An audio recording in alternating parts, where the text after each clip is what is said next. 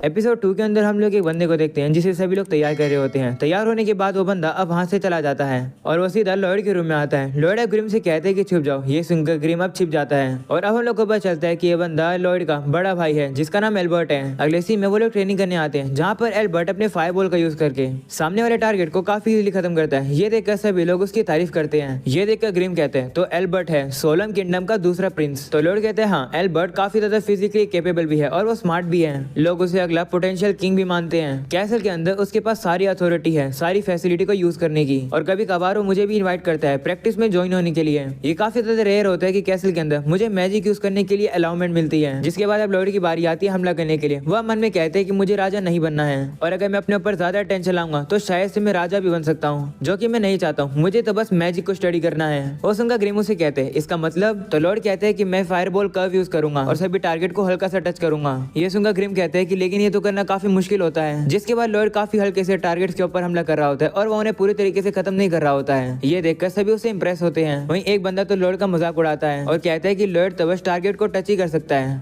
तो ग्रिम कहते हैं कि तुम बेवकूफ हो, लॉयड ने एक्चुअली में सभी टारगेट्स को हिट करा है। लगता नहीं है कि तुम्हें पता है कि ये कितनी कमाल की चीज होती है करनी। वहीं लॉयड कहता है कि फायर बॉल के अंदर रोटेशन ऐड करना इतना भी बुरा नहीं था, इसमें एडिशनल माना नहीं लगता है, बस उसके अंदर जो उसकी दिशा होती है वो स्टेबल हो जाती है। वहीं पर एल्बर्ट समझ जाता है कि लॉयड ने क्या कह रहा है, पर फिर भी वो कुछ नहीं कहता है और लॉयड से कहते हैं कि मैं थोड़ा सा ब्रेक ले रहा हूँ तो तुम्हें जो कुछ करना है तुम कर सकते हो, मतलब खेलना हो तो खेल लेना। ये सुनकर लॉयड काफी ज्यादा खुश हो जाता है कि उसे एक खाली शूटिंग गैलरी मिल गई है। वो अब ग्रिम से कहते हैं कि मुझे काफी कुछ ट्राई करना है, जैसे कि तुम्हारे डबल इनकंटेशन ट्रिक। ग्रिम ये सुनकर हैरान हो जाता है और उसे कहते हैं कि तुम्हारे लिए ये कर पाना इम्पॉसिबल है क्योंकि उसे सिर्फ डीमंस ही कर पाते हैं जिनके दो मुंह होते हैं एक ही बारी में। तो लॉयड कहते हैं ठीक है, इसलिए तो मैं तुम्हें यूज करूंगा। ऐसा बोलने के बाद वो ग्रिम को एब्जॉर्ब कर लेता है और ग्रिम को अपने हाथों में ले आता है और कहता है ये काम कर गया।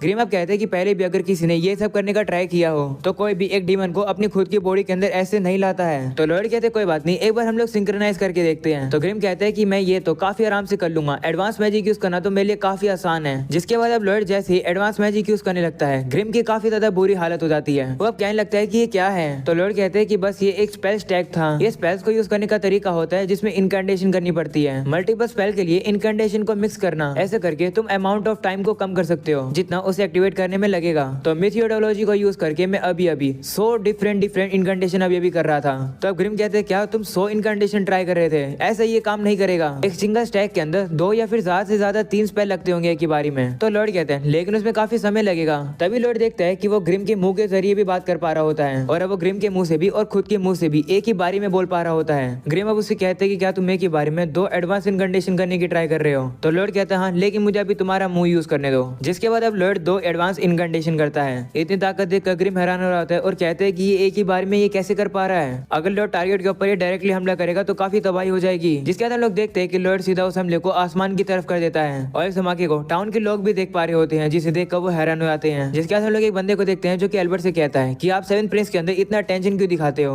उसके अंदर भले टैलेंट हो लेकिन अभी वो बच्चा है। जिस पर एल्बर्ट कहते हैं कि लगता है तुम लोग अच्छे से देख नहीं पाए। लॉयड ने दरअसल सारे टारगेट्स के ऊपर हमला करा था पर उसने टारगेट्स के ऊपर टच किया था और मुझे लगता है कि उसने ऐसा जानबूझकर करा है। वो एक प्रोडिजी है, एक दिन शायद से वो ग्रैंड सेज भी बन सकता है और मुझे पता है कि एक दिन वो मेरे लिए काफी बड़ा एसेट बनेगा। ये सुनकर बंदा कहता है कि आपकी आंखें तो काफी कमाल की है कि आपने ऐसे टैलेंट को देख लिया। जिस पर वो कहते हैं कि मैं तो बस अपने छोटे भाई के साथ और ज्यादा घुलना मिलना चाहता हूँ। जितना मैं उसे जानता हूँ अभी तक तो उसने सारे टारगेट्स को खत्म भी कर दिया होगा। जिस पर वो बंदा कहता है कि नहीं, आप तो कुछ ज्यादा सोच रहे हो। जिसके बाद वो खिड़की से बाहर देखता है और कहते हैं कितनी जल्दी रात होगी। जिसके बाद हम लोग को वही ट्रेनिंग ग्राउंड का सीन दिखाया जाता है जहाँ पर लॉयड के हमले ने काफी तबाही मचा दी है। वहीं पर ग्रिम हैरान होकर कहता है कि आखिर ये लड़का क्या है, इसने तो आसमान के अंदर ही छेद कर दिया। जिसके बाद जैसे ही लॉयड आंख खोलता है वो देखता है कि उसने तो आसमान में छेद कर दिया है। जिसके बाद वो अपने मैजिक से वापस से सब कुछ ठीक कर देता है और अब वापस से सुबह हो जाती है। वहीं ग्रिम अब कह रहा होता है कि आखिर ये लड़का क्या है और अब अगले सीन में ग्रिम लॉयड को बताते हैं कि तुमने जो आसमान में छेद कर दिया था उसके बारे में न्यूज़पेपर में खबर आ चुकी है। जिस पर लॉयड कहते हैं कि 1 सेकंड के लिए तो मैं भी घबरा गया था। तभी वो अखबार के नीचे वाला हिस्सा पढ़ता है और कहते हैं कि ये तो ए रैंक एडवेंचरिंग कंपनी है जो कि खतरनाक डंजन को कंप्लीट करके ट्रेजर इकट्ठा कर रहे हैं और डंजन से वो लोग काफी ज्यादा एम्पावर्ड आइटम्स लेकर आ रहे हैं। ये देखकर लॉयड कहते हैं कि चलो हम लोग भी डंजन में चलते हैं। वो अब जा ही रहा होता है तभी ग्रिम उसे रोकता है और कहते हैं कि तुम नहीं जा सकते हो क्योंकि अगर तुम यहाँ से गायब हो जाओगे तो सभी लोग परेशान हो जाएंगे कि तुम कहाँ गए। तो लॉयड कहते हैं कि उसकी चिंता मत करो, मैं एक मैजिक यूज करूंगा उससे बचने के लिए। जिसके बाद वो एक एकोन बाहर निकालता है और उसके अंदर वो मैजिक लगाकर वुडन रेप्लिका बना देता है अपनी खुद की। वो रेप्लिका बिल्कुल लॉयड की तरह दिख रही थी। ये देखकर ग्रिम हैरान हो जाता है और कहता है कि ये तो बिल्कुल परफेक्ट रेप्लिका है। तो लॉयड कहते हैं कि सिर्फ इसका अपीयरेंस ही सेम नहीं है बल्कि इसकी स्किन, बोन और सर्कुलेटरी सिस्टम भी सेम है और ये अपने आप से कुछ मूवमेंट्स भी कर सकता है। तो अब ग्रिम कहते हैं कि ये सही है, तुम इसे यहाँ छोड़ देना और चले जाना। तो लॉर्ड कहते नहीं, अगर मैं ऐसा कर पाता तो मैं कब का कर चुका होता। ये सबसे बड़ी इशू सिल्फा है। एक दिन जब मैं बुक पढ़ रहा था तो सिल्फा वहाँ पर आई और उसने मुझे कहा कि मैं ग्रो कर गया हूँ और वो भी पूरे 0.07 मिलीमीटर। लॉर्ड अब कहते हैं कि मुझे लगता है कि मैं सिल्फा को इस रेप्लिका से बेवकूफ बना पाऊंगा क्योंकि ये रेप्लिका सिर्फ अजीब अजीब डांस ही कर सकता है इस तरीके से, इसलिए मैं एक चीज करने वाला हूँ। अगले सीन में लोग देखते हैं कि लॉर्ड कैसल से बाहर निकल जाता है। वहीं अब वो अपने हाथ के जरिए ग्रिम से बात कर पा रहा होता है। लॉर्ड अब उसे कहता है कि वहाँ चीजें कैसी चल रही है। तो अब हम लोग को पता चलता है कि ग्रिम अब उस रेप्लिका के अंदर आ चुका है और वो कहते हैं कि मैं थोड़ा पॉजिटिव तो नहीं हूँ लेकिन शायद से मैं तुम्हारे जैसा बन चुका हूँ। वहीं मेड उसे देखकर कह रही होती है कि लॉर्ड तो पहली बार अपने अपीयरेंस का ख्याल रख रहे हैं, लॉर्ड काफी प्यारे हैं। वहीं पर अब ग्रिम कह रहा होता है कि लॉर्ड ने मेरे दिमाग को इस रेप्लिका के अंदर डाल दिया और उसने मेरी बॉडी को अपने हाथ के अंदर अलग से डाल लिया। मुझे नहीं लगता कि लॉर्ड को अपनी लिमिट्स के बारे में पता है। लॉर्ड अब ग्रिम से कहते हैं कि बस सिल्फा के सामने ध्यान रखना और ये प्रिटेंड करते रहो कि तुम मैं हूँ। तो ग्रिम कहते ठीक है और अब अपने मन में कहता है कि वैसे कहना पड़ेगा कि ये रेप्लिका काफी कमाल का है, इसके अंदर माना सर्कुलेशन भी है। तभी अचानक से ग्रिम अब ईवल बन जाता है और कहते हैं कि लॉर्ड यहाँ पर नहीं है तो मैं अब कुछ भी कर सकता हूँ। इतने में ही लॉर्ड ग्रिम से कहते हैं कि मैं काफी खुश हूँ कि तुम मेरे फेमिलियर हो, मैं तुम पर भरोसा कर रहा हूँ, ठीक है। ये सुनकर ग्रिम काफी इमोशनल हो जाता है जिसे देखकर लॉर्ड कहता है क्या हुआ। तो ग्रिम अब शर्मा जाता है और कहता है कुछ नहीं, बस आप जल्दी से जाओ और जल्दी से आओ। तो अब लॉर्ड कहते हैं ठीक है और अब वो काफी तेजी से अब आगे बढ़ता है लेकिन तभी वो बीच में रुक जाता है और कहते हैं कि मैं कैसल से तो बिना किसी दिक्कत के बाहर निकल गया पर मुझे ये नहीं पता है कि डंजन कहाँ पर मिलेगा। इतने में उसकी नजर एक लड़की पर जाती है, उसके पीछे कुछ मॉन्स्टर्स लगे होते हैं। ये देखकर ग्रिम कहता है कि लगता है कोई खतरे में है। तभी अचानक से वही लड़की एक काफी गहरी सांस लेती है और पीछे मुड़कर एक मॉन्स्टर को काफी जोर से मुक्का मारती है। वो उस मॉन्स्टर को पूरी तरीके से फाड़ देती है जिसके बाद वो और मॉन्स्टर से भी लड़ने लगती है। जिसके बाद वो अपने हाथ को घुमाकर अपने हाथों से कोई टेक्निक यूज करती है जिससे कि उन मॉन्स्टर्स के चीथड़े उड़ जाते हैं। लॉर्ड अब देखता है कि उस लड़की के पीछे लिखा होता है वॉरियर। वहीं ग्रिम कहता है कि शायद से लड़की उन मार्शल आर्टिस्ट में से एक है। तो लॉर्ड कहते हैं कि इस लड़की का ब्रीदिंग करने का तरीका काफी कमाल का है। फॉरेन कंट्रीज में वो लोग एक एनर्जी को चैनल करते हैं जिसे की कहा जाता है। की को वो लोग ब्रीदिंग का यूज करके अपनी बॉडी के थ्रू चैनलाइज करते हैं। जिस बुक में मैंने ये पढ़ा था उसमें लिखा था कि की लोगों को इनक्रेडिबल टेक्निक यूज करने के लिए अलाउ कर देती है। तभी वो लड़की लॉर्ड को देख लेती है और कहती है कि तुम कौन हो, तुम वहाँ पर क्यों छुप रहे हो। लॉर्ड ये देखकर हैरान होता है कि इतनी दूर से भी ये लड़की उसे देख पा रही है। वो अब कहते हैं कि मुझे यहाँ से जाना चाहिए लेकिन मैं इस लड़की से डंजन और की के बारे में पूछना चाहता हूँ। तो ग्रिम कहते नहीं ऐसा मत करना, नहीं तो तुम पकड़े जाओगे कि तुम 7th प्रिंस हो सोलोम के। ये सुनकर अब लॉर्ड कहते हैं हाँ तुम सही कह रहे हो। वहीं वो लड़की कहती है कि कोई भी जवाब नहीं आ रहा है, इसका मतलब तुम मेरे दुश्मन हो। ऐसा बोलने के बाद वो लॉर्ड के ऊपर काफी तेजी से हमला करने के लिए चली जाती है जिसे देखकर लॉर्ड घबरा जाता है और कहते हैं कि मैं क्या करूं। तभी वो लड़की ऊपर आ जाती है और कहती है कि कौन है वहाँ।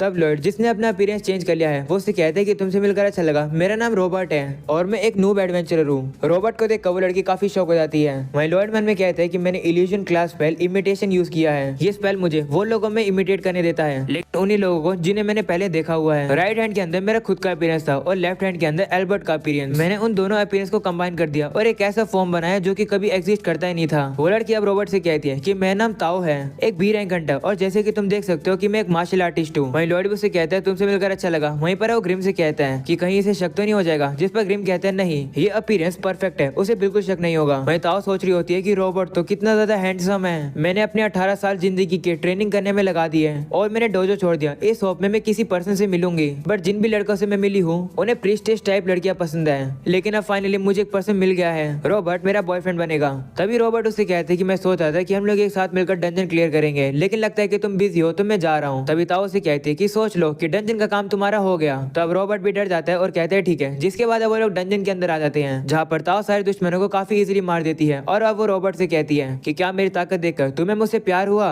वहीं पर रॉबर्ट तो उसे इग्नोर करता हुआ वहाँ पर ग्लोइंग रॉक्स को इकट्ठा कर रहा होता है जिसे देखकर ताओ डिसअपॉइंट हो जाती है और कहती है कि मेरे ऊपर भी ध्यान दो। अगले सीन में रॉबर्ट ताओ से कहता है कि क्या तुम अकेले एडवेंचरिंग कर रही हो। तो कहती हाँ क्योंकि मुझे आज तक कोई भी एक अच्छा एडवेंचरिंग कॉमरेड नहीं मिला। और अब अगले सीन में लोग देखते हैं कि वो लोग अब डिनर कर रहे होते हैं जहाँ रॉबर्ट ताओ से कहता है कि तुम जब वो हमले कर रही थी तब तुम की का यूज कर रही थी है ना। तो कहती हाँ तुम्हें की के बारे में पता है, ये काफी रेयर है क्योंकि इस कॉन्टिनेंट पर ज्यादा लोगों को की के बारे में नहीं पता है। तब रॉबर्ट कहते हैं कि की उस तरीके से जैसा कि मैजिक के लिए माने यूज होता है और जिस तरीके से तुम ब्रीदिंग करते हो वो इंपॉर्टेंट होता है। तो अब ताओ कहती है कि मैं इंप्रेस्ड हूँ कि तुमने नोटिस किया, तुम ये कह सकते हो कि मैं ब्रीथलेस हूँ। की ट्रेनिंग की शुरुआत और अंत ब्रीदिंग से ही होती है। तुम अपनी ब्रीदिंग का यूज करते हो की को सर्कुलेट करने के लिए जिससे कि तुम्हें तुम्हारी रीच के बियॉन्ड एक्सप्लोसिव पावर मिलती है। की को अपनी बॉडी के अंदर फील होने के लिए भी काफी ज्यादा ब्रीदिंग प्रैक्टिस करनी पड़ती है पर मुझे फीलिंग आ रही है कि तुम की को इजीली सीख पाओगे। तभी वो लॉर्ड को देखती है जो कि ब्रीदिंग टेक्निक ही यूज करने लगता है लेकिन तभी अचानक से उसके लंग्स के अंदर दर्द होने लगता है और वो रुक जाता है। ये देखकर ताओ से कहती है कि तुम अभी भी की ब्रीदिंग कर रहे थे है ना। तो रॉबर्ट कहते हैं हाँ तुमने जैसे किया था मैं बस उसे कॉपी करने का ट्राई कर रहा था, पर ये करना काफी काफी मुश्किल है। वहीं पर ताओ हैरान होती है और उसे कहती है कि तुम सिर्फ एक बार ही देखकर सीख रहे हो, ये तो इम्पॉसिबल है,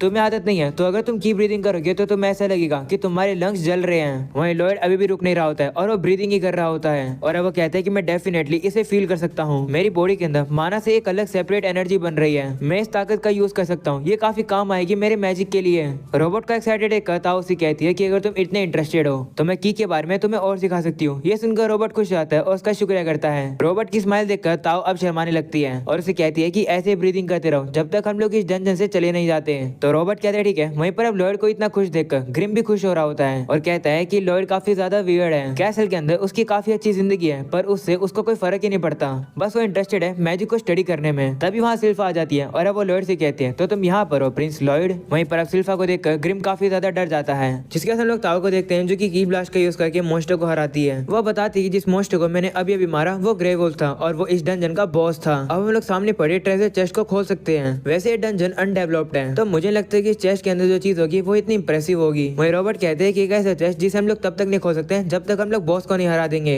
इसका मतलब ये काफी अजीब कंस्ट्रक्शन से बनाया गया है, ये काफी कमाल का लग रहा है। ये सुनकर ताओ कहती है कि तुम तो ट्रेजर चेस्ट के अंदर इंटरेस्टेड लग रहे हो, ना कि उसके अंदर के सामान के अंदर। तो रॉबर्ट कहते हैं हाँ, लेकिन मैं वैसे ये भी जानना चाहता हूँ कि इसके अंदर क्या है। ऐसा बोलने के बाद वो ब्रीदिंग भी कर रहा होता है, जिसे देखकर ताओ कहती है कि रॉबर्ट काफी जल्दी की ब्रीदिंग सीख रहा है, मुझे तो एक विनर मिल गया, शायद से मेरे ग्रैंडपा भी मुझे अलाउ कर देंगे इसे अपना फियोंसे बनाने के लिए। तभी रॉबर्ट कहते हैं कि चलो इस ट्रेजर चेस्ट को ओपन करते हैं। तो ताओ कहती है ठीक है, वैसे मुझे लगता नहीं है कि इसके अंदर कोई अच्छी चीज होगी। ऐसा बोलने के बाद अब वो चेस्ट को ओपन करती है। तभी अचानक से लॉयड देखता है कि चेस्ट के अंदर से उनके ऊपर हमला होने वाला है। ये देखकर वो ताओ को जल्दी से साइड में कर देता है और वो लोग हमले से बच जाते हैं। वो लोग अब देखते हैं कि उस चेस्ट के अंदर से अब एक लीच बाहर आ जाता है, जिसे देखकर रॉबर्ट कहता है कि ये क्या है, क्या ये एक नया बॉस है। और अब यहीं पर हो जाता है ये एपिसोड खत्म। बस नया हो तो लाइक कर देना, चैनल पर अगर न्यू हो तो सब्सक्राइब भी कर देना। मिलते हैं अगले एपिसोड के अंदर, तब तक के लिए पीस आउट।